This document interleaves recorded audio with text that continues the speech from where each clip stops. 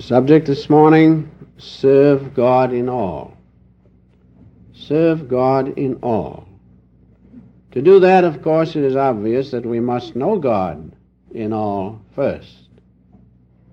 Know God in all first. To serve God in all, we must realize the underlying unity of God's presence throughout His creation. And that means that in all of the parts of the creation, in all beings as you and as in me, there is God's presence. And if we realize that underlying unity, then we can serve each other and we can serve God in all parts of His creation. That is the first and important thing to realize, that unless you know something about God, how He acts, what He is in this creation and what He is in each and every one of us, how can we serve Him? So realize that first. Know that underlying unity of God's presence throughout His creation in every part. Now in the Gita we have this spoken of nicely. I'd like to read just a passage of it. We feel ourselves, we see each other, we see animals, we see all sorts of things, but we do not realize they are one of a great whole, God Himself. Parts of His own great consciousness, the great cosmic consciousness. We do not realize that because the idea of separateness is so strongly impinged in our consciousness. But in the Bhagavad Gita, which I hope many of you read, all of you should read, we find these eternal truths spoken of clearly, definitely. And so Arjuna says the following in the 11th discourse: within thy form, O God, the gods I see, all grades of beings, with distinctive marks, Brahma, the Lord, upon his lotus throne, that's the high conception, and the rishis all, the serpents, the divine. Then he goes on, first of the gods, most ancient man thou art, supreme receptacle of all that lives. Everything is from God's life principle, His omniscience. Knower and known, the dwelling place on high. In thy vast form the universe is spread. Every part of the universe is a part of God's substance. And then finally, Father of worlds, of all that moves and stands. Worthier of reverence than the Guru's self, there is none like to thee. Who passeth thee?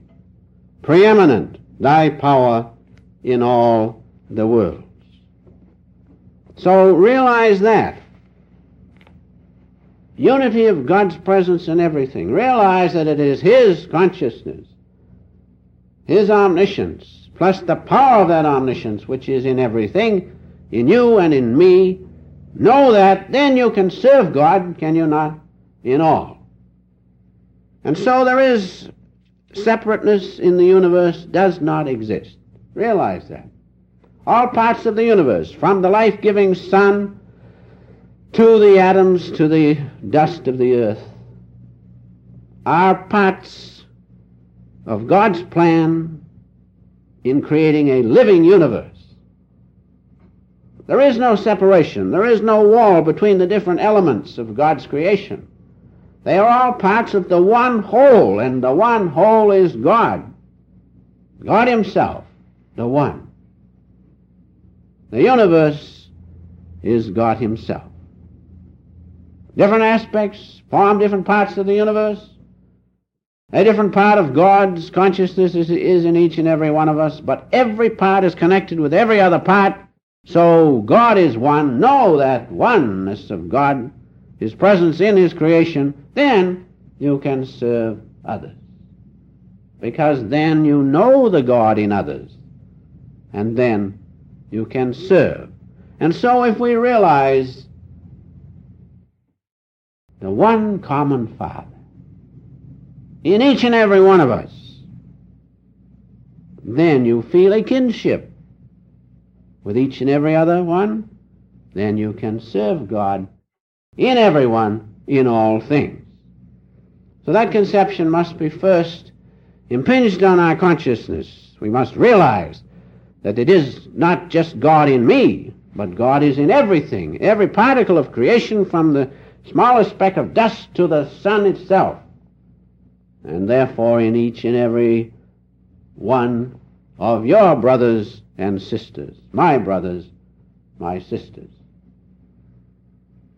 Now, there is a common bond between those united in God. There is one common bond, and it is through that common bond that you can serve God in all. And what is that common bond? Divine love. Divine love is the power of God's omniscience, and that power is supreme in the universe. Now, it is through that bond that you can serve God in all. In the Bible, we read beautifully in Matthew 12th chapter, 46 to 50th verses, as follows. While Jesus talked to the people, behold, his mother and his brethren stood without, desiring to speak to him. Then one said unto him, Behold, thy mother and thy brethren stand without, desiring to speak to thee. But he answered and said unto him that told him, Who is my mother, and who are my brethren? And he stretched forth his hand toward his disciples and said, Behold, my mother and my brethren. For whosoever shall do the will of my Father which is in heaven, the same is my brother and sister and mother.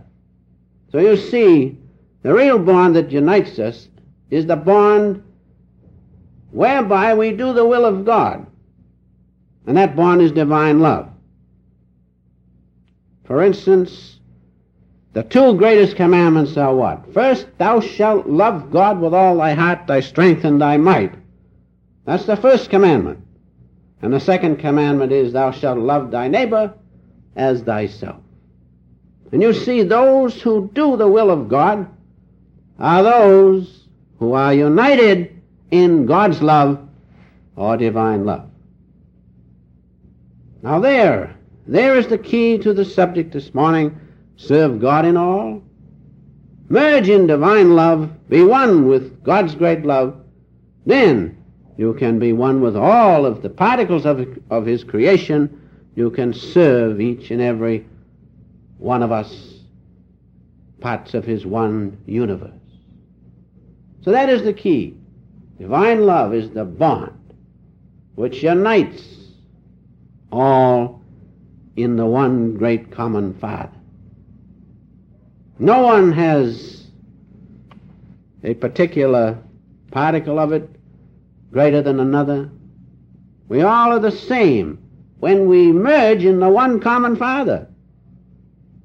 Jesus said, I and my Father are one. Each and every one of us can say that if we merge in his presence and realize the underlying unity in his great universe. As Jesus said, so can we. We are all made in the image of God. So, this relationship is not human. This relationship of love of which I have spoken is not human love, which is possessive and which is conditioned. But divine love is unconditioned, all-inclusive, is not limited like human love. So divine love, remember, is the bond, the common bond which unites all the parts of God's creation and therefore unites you and all others. Divine love is the bond. We must know that. We must merge in that. That must be our own. Then we can feel kinship with each other. Then we can serve one another because we know God in one another. That's the important thing. That's what we must realize. Love, divine love, is not of worldly consciousness. Divine love is of our souls and spirit. That's the important thing. Once more, divine love is not of worldly consciousness. When you feel the one Father in all of his children, you are not in worldly consciousness at all. You may be walking automatically and doing your different duties, but you are in your soul's consciousness, you are in spirit when you feel divine love. In that consciousness you can serve God in all, and you'll have no trouble, because there'll be no differentiation between you and even the worst criminal. You may not mix with the criminal as you would with those of a higher consciousness, naturally, but you will not feel anything but divine love for the worst criminal, because you have merged in that one bond of all, divine love. And so in the deep sense, God in all is his presence. Remember now, God in all of us is his presence manifesting as divine love. And when you feel that in your heart, when all the cells of your body vibrate to that high vibration, you will know God is love, as the scriptures say. Every particle of your being, every cell will vibrate to that high vibration of divine love when you merge in him. Having that, as I will come to in the end of the talk, you can give something real to people. You can really serve God in all. So, remember this, that no matter what the blemish is on a person, no matter what it is, underneath is the soul's pure love of that person. And we have the greatest example, I believe, in Mary Magdalene. She was a woman of low standing. And yet, because that divine love was pure in her, and because she had the desire to really know God in all, when she came to Jesus and washed his feet with the ointment and then wiped his feet with her hair, Jesus was able to arouse that divine love in her, and the blemishes disappeared. There was no greater saint than Mary Magdalene, because she stayed to the end. She lasted to the end. When he needed her most as an instrument of God, playing a very difficult part, Mary Magdalene was there in the last moments. So there you have a wonderful illustration to remember. Never mind the blemishes on a person. See beyond that. See the divine love in that person, and you will be able to see it when you yourself have that divine love. Therefore, in people, overlook the little things. See beneath that they are children of God, and remember that God forgives us every day. Every hour, sometimes we're making mistakes. But he overlooks it and says, well, he'll learn. He'll wake up. So let us do likewise. See that great divine love in people. And you will be able to see it easily if and only when you feel divine love in yourself. When you feel the unity of God's presence in every particle of his creation, and that includes you and me and all creatures, all things. So divine love is the bond. Know that, merge in that, then you can serve all. Now we have some wonderful scriptural words which I have copied down here pertaining to serving God in all. In 1 John, the 4th chapter, you should read this chapter. It's most wonderful. I'll just read a few verses. 1 John, 4th chapter, pertaining to serve God in all, we read as follows in the 7th verse. Beloved, let us love one another, for love is of God. And everyone that loveth is born of God. Now that doesn't mean just worldly emotion, but really feels that common Father in each and every one of us. So, everyone that loveth is born of God and knoweth God. That's the important thing. People say, oh, I can't find God. All right, learn to feel the divine love in your heart, then you'll know God. It says in the scriptures, God is love. The power of God's omniscience is the love. That's the greatest force in the universe. So don't say you don't know God. Realize you do know God if you love God. As it says, everyone that loveth is born of God and knoweth God. So there's no excuse. We just forget that God is in us. That's all. Knoweth God means he who has merged in the one unity of God's presence in all his creation loveth God. That's God is love, I have said. His presence in creation, manifesting in a way in which we recognize it, is love. His omniscience we do not recognize until we have fully merged in it and can see and be in all his creation in his omniscience. But we can always feel the power of that omniscience as love. So remember, when you feel that, God is with you. Why worry? The master of the universe is with you. If you don't feel it, get busy. Remove the obstacles that you can feel God's love. Now going on to the 8th verse. He that loveth not knoweth not God, for God is love. And what's the first commandment? Thou shalt love God with all your heart and soul. Why not? Because God is love. We have to be one with him through the power of his omniscience, love. God is love. If you feel that, God is with you. You should never doubt. When you feel that omniscience flowing over you, when you feel in your heart a great respect for all beings, that's God's love. Percolating through every cell you have, when you become one with it, you'll know nothing but that. So great is the power of God's love. So tremendous is that greatest force in the universe, God's great omniscience, his love. So in the 8th verse, for he that loveth not, knoweth not God, for God is love. Loveth not simply means, when you can't feel the love for people, that you have merged in his presence, that's all. When you merge in it, you'll feel the love, and you'll feel it in everyone, because that's the unity of God's presence in creation. And if you want to serve people, know that, merge in it, through the methods which the Master has given us. In the 16th verse, God is love, and he that dwelleth in love dwelleth in God, and God in him. You see the key? I am giving you the key, which is so simple. God is love. He who dwelleth in it dwelleth in God, and God in him. In other words, you have merged in the underlying unity of God's presence throughout creation. Just differentiate between ordinary human love, which is limited, circumscribed, conditioned. Just see the difference between divine love, which is uncircumscribed, unconditioned, universal. And finally, in the 20th and 21st verse, if a man say, I love God, and hateth his brother, he's a liar. For he that loveth not his brother, whom he hath seen, how can he love God whom he hath not seen? In other words, oil and water do not mix. And if you hate a person, you haven't God's love.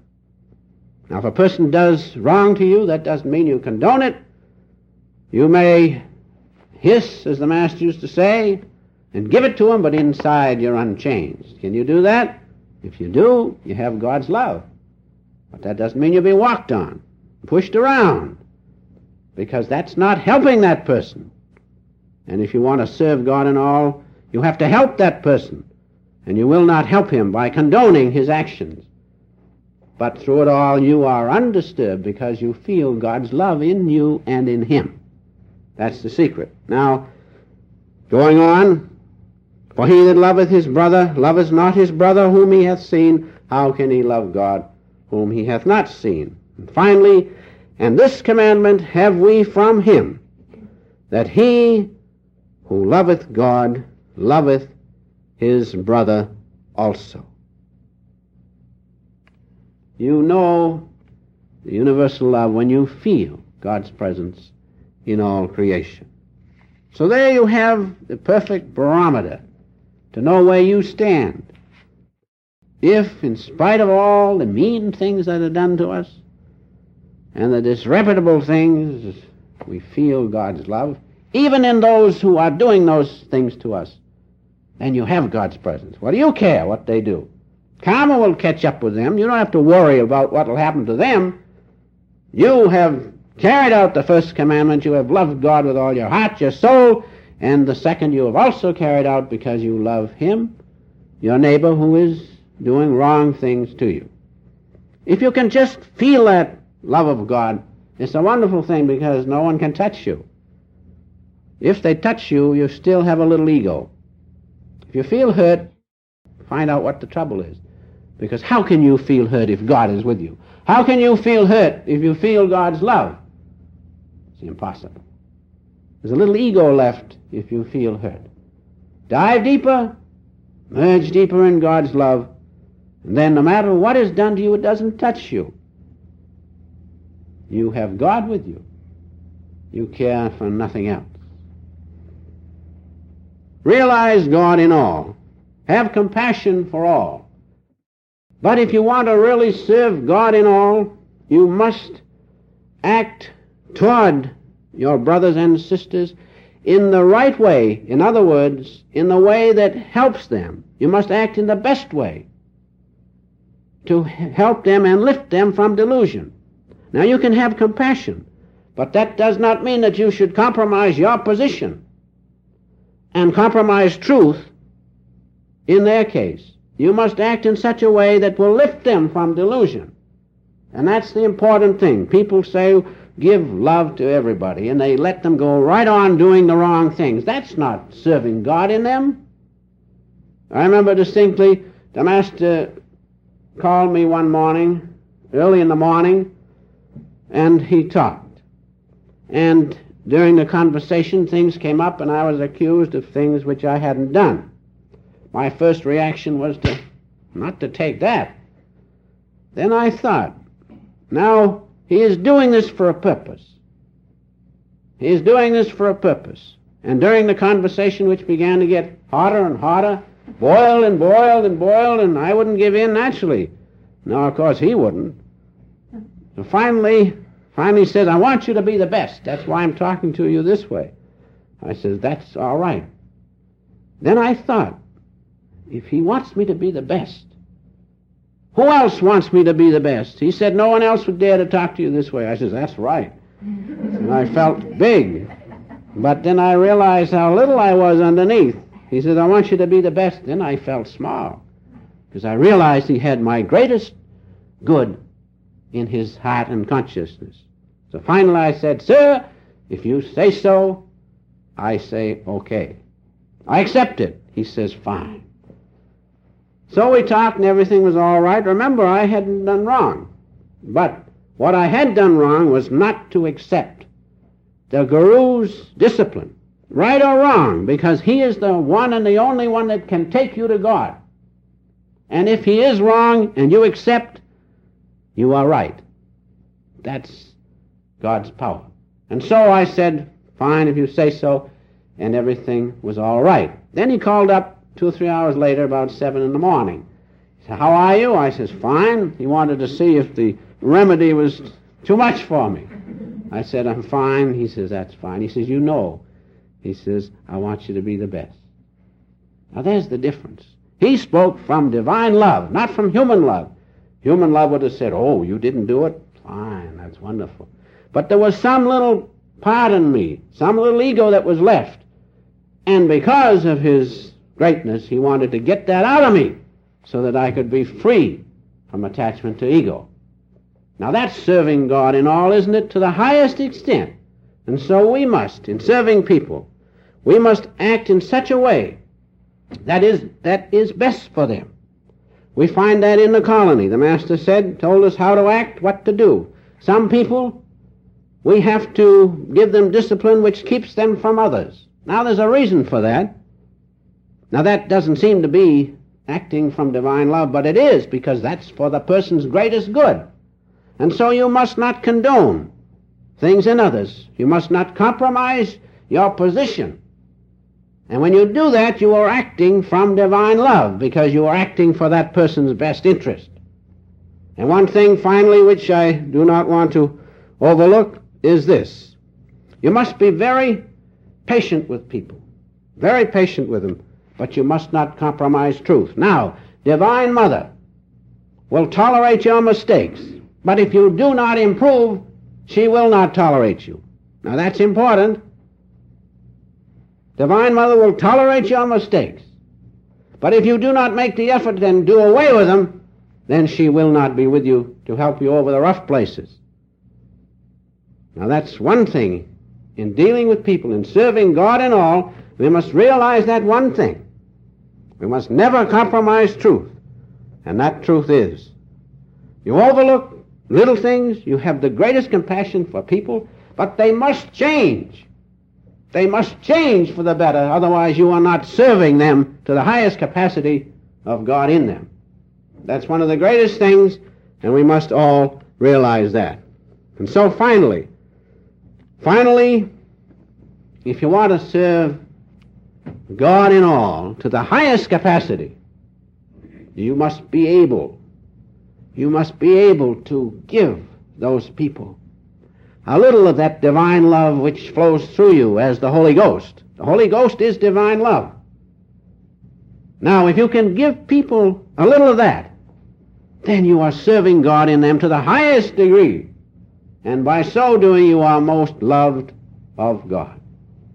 It is all right to help people financially. It is wonderful to help them in many ways.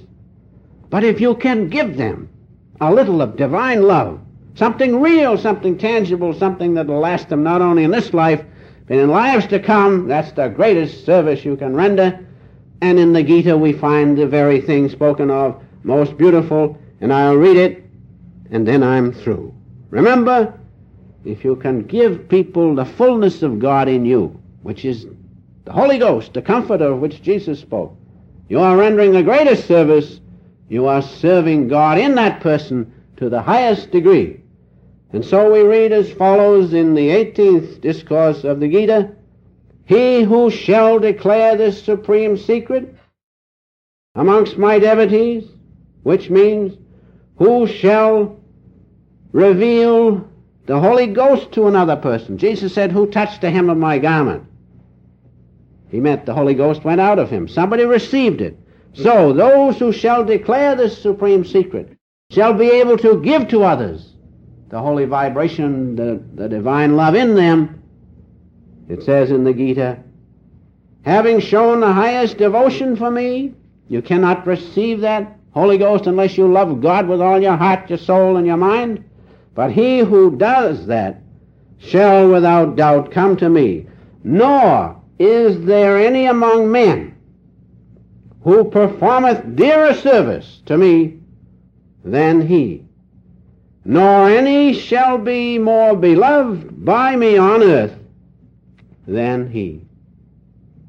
Remember, if you give God's love to another one, I don't mean just in action, but a part of your own self, a part of the Holy Ghost that flows through you, you are performing the greatest service.